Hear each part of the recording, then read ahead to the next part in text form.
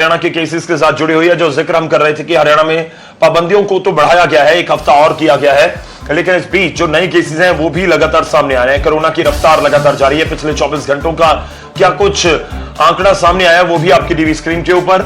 आपको बता दें कि 13,548 नए केस रिपोर्ट किए गए हैं हरियाणा भर में, और गुरुग्राम में 2842 नए केस हैं। आपको यह भी बता दें कि पूरे हरियाणा में 151 लोगों की मौत हुई है कोरोना की वजह से, और गुरुग्राम में 10 लोगों ने दम तोड़ा है, जबकि रोहतक में पिछले 24 घंटे में सबसे ज्यादा लोगों की मौत हुई है। 20 लोगों की मौत हुई है, 227 नए केसेस आए हैं। फरीदाबाद में 1991 नए केस, 60 लोगों की मौत हुई है।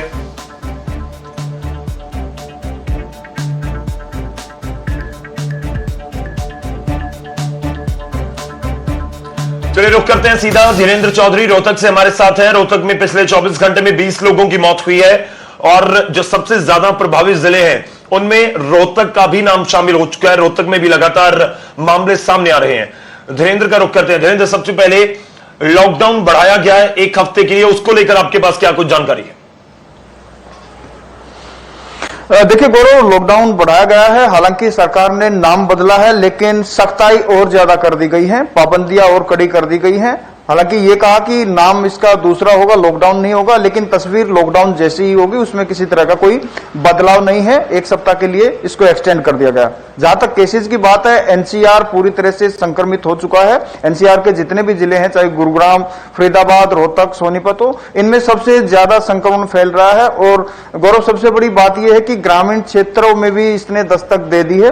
रोहतक का एक गांव है टिटोली, इसमें तकरीबन 40 लोगों की मौत हो चुकी है। हालांकि संदिग्ध है, स्वास्थ्य विभाग की तरफ से दावा किया गया कि सिर्फ 5 लोगों की कोरोना के चलते मौत हुई है, लेकिन बाकी लोगों ने टेस्ट नहीं कराया, इसलिए उनके बारे में पुख्ता तौर पर नहीं कहा जा सकता। और इसी तरह से रोहतक का ही मदीना गांव है, वहां पर भी काफी संख्या में लोग कोरोना से संक्रमित हो चुके हैं, यानी कि कम्युनिटी स्प्रेड हो चुका है।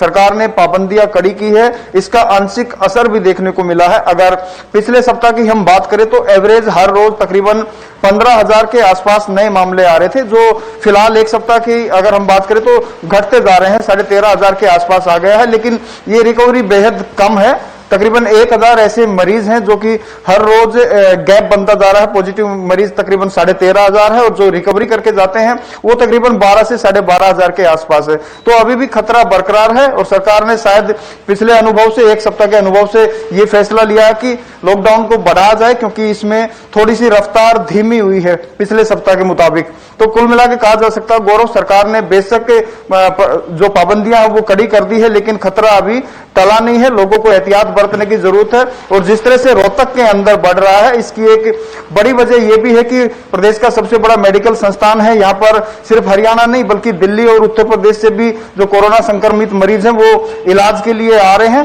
तो रोहतक में संक्रमण फैलने का एक बड़ा कारण ये भी है। तो कहीं ना कहीं सरकार की तरफ से यह अंदेशा जताया गया है कि प्रदेश के अंदर आने वाले दिनों में संक्रमण फैल सकता है। उस पर रोक लगाने के लिए लॉकडाउन को एक सप्ताह तक और एक्सटेंड किया गया। गौरव,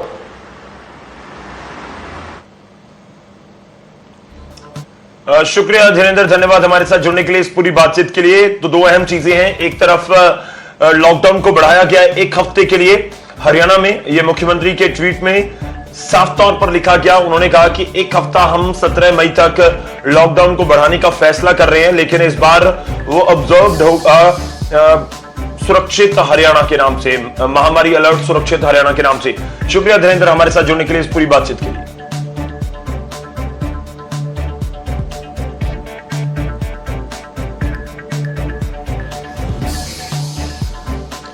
आगे बढ़ते हैं, अगली खबर का रुख होगा, और अब खबर है दादरी से। जी हां, दादरी में लापरवाह पुलिस वालों के ऊपर गाज गिरी है। जी हां, एसपी ने कई पुलिस कर्मचारियों को सस्पेंड कर दिया गया है। दादरी से इस समय की बड़ी खबर जो हम आपको बता रहे हैं कि कई पुलिस कर्मचारियों के ऊपर गाज गिरी है। 3 एसपीओ को टर्मिनेट कर दिया गया है, जबकि 4 पुलिसकर्मी सस्पेंड किए गए हैं। एक होमगार्ड को वापस भेजने के आदेश हैं। कंटेनमेंट जोन में ड्यूटी के दौरान लापरवाही उनकी तरफ से बरती गई। कुछ फरमा रहे थे आराम तो कुछ नदारद ही मिले, यानी कि जिनकी ड्यूटी लगाई गई थी वो कुछ तो आराम करते हुए वहां पर पाए गए और कुछ की वहां पर थे ही नहीं।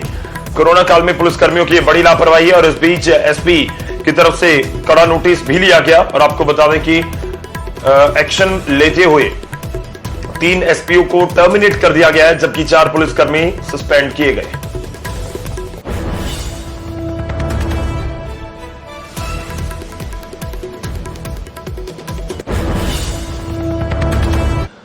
अगली खबर का रुख करते हैं और अब खबर पंचकुला से। पंचकुला में लोगों को लॉकडाउन की अवहेलना करना महंगा पड़ गया।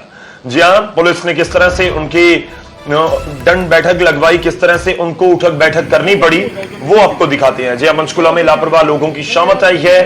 युवकों को लॉकडाउन तोड़ना महंगा पड़ गया। पुलिस ने सड़क पर ही उनकी उठक बैठक करवाना शुरू कर दिया।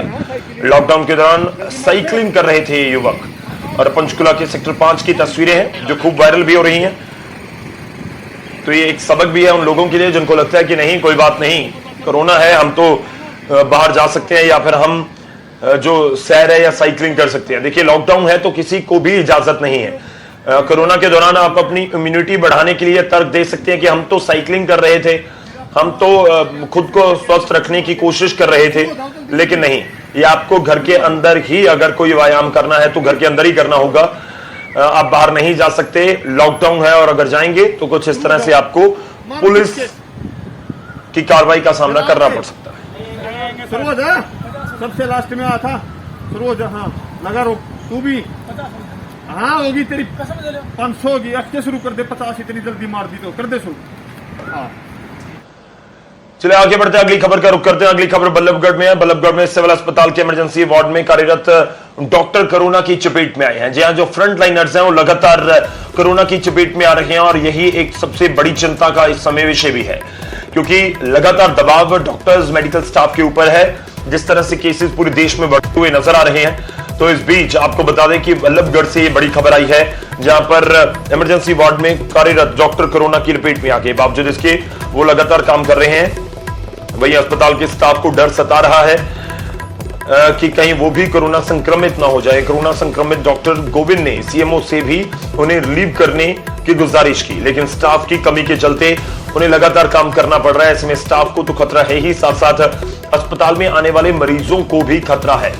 देखिए स्थिति कितनी भयावह स्थिति है कि एक डॉक्टर जो कोरोना संक्रमित है उनको अभी भी काम करना पड़ रहा है, और इस बीच कहीं ना कहीं दिक्कत उनके लिए तो है ही, लेकिन दिक्कत उन लोगों के लिए भी है जो वहां पर काम कर रहे हैं या फिर जो वहां पर इलाज करवाने के लिए आ रहे हैं। ये दिक्कत है कि आज हमारे डॉक्टर गवेंद्र पॉजिटिव आए हैं, और तब भी वो ड्यूटी कर रहे हैं। उससे हमें भी जान का खतरा है, कंप्यूटर ऑपरेटर को भी जान का खतरा है, और सभी पेशेंटों को भी है। नहीं, उन्हें कोई छुट्टी नहीं दी जा रही, वो जब से कंटिन्यू ड्यूटी कर रहे हैं। तो एक कोविड पेशेंट आदमी औरों को क्या देखेगा? अब यही देख लो, यहाँ पर जब से कंटिन्यू पेशेंट भी देख रहे हैं, हमारे इधर भी काउंटर पे भी आ रहे हैं, सारे में घूम रहे हैं वो।